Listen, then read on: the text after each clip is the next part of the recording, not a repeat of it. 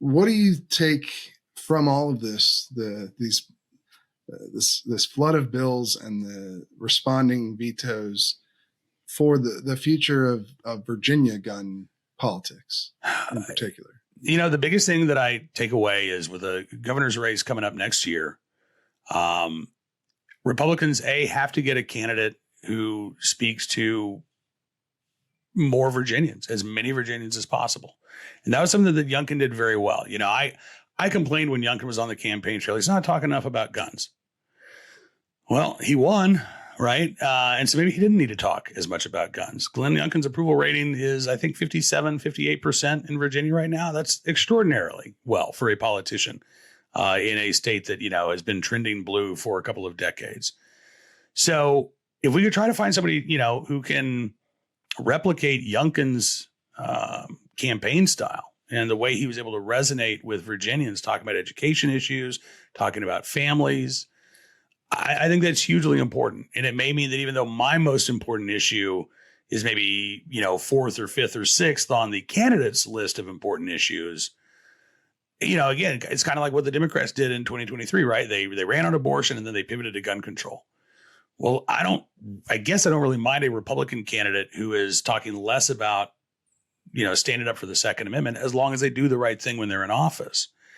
And that's one of the things that I'm most concerned about, is that we as a Republican Party in Virginia, how dysfunctional the state GOP is, that we are going to end up picking a candidate who may appeal to the base, but doesn't appeal to anybody else.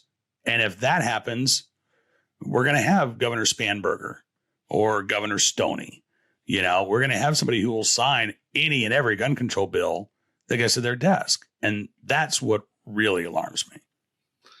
Yeah, the Youngkin primary situation was a whole mess in and of itself, if I remember correctly. Of course, that was also happening,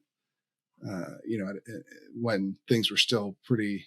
It was like 2021, right? Things were still pretty messed up from COVID,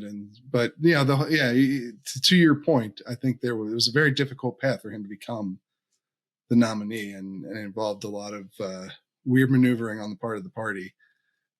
So who knows what'll happen when he's out and it's time to pick the next person. It could be someone wildly different approach to politics than Young, because the other option was I think like a conspiracy theorist type person who probably would have lost. It was Amanda Chase. Let's call it, we can name names, Chase, right? It was Senator Amanda Chase, who, again, great on Second Amendment issues. But to a lot of Virginia voters, I don't know how profane I can get on the podcast, is bat guano crazy, right? That's the problem. And you're right. She would have lost. She alienated members of the Republican Party. She was expelled from the Republican caucus in the Senate. Right. She appealed very much to the angry voter out there, but that was pretty much all she appealed to. I think you're right. If she had gotten the nomination, it would have been like Corey Stewart when he got the Republican nomination for Senate a couple of years before that. He did very well in the primary, did abysmal in the general election. And, part of being... That was the Minnesota Confederate, right? Yeah, right. And listen, part of being successful, a successful advocate or activist, is being able to think strategically and being able to act tactically, right? And politics is chess in a lot of ways. So, it's not necessarily the person who makes you feel good inside that's going to be the best candidate. It's the person who has the best chance to win, who's best going to represent you once they're in office. That's it.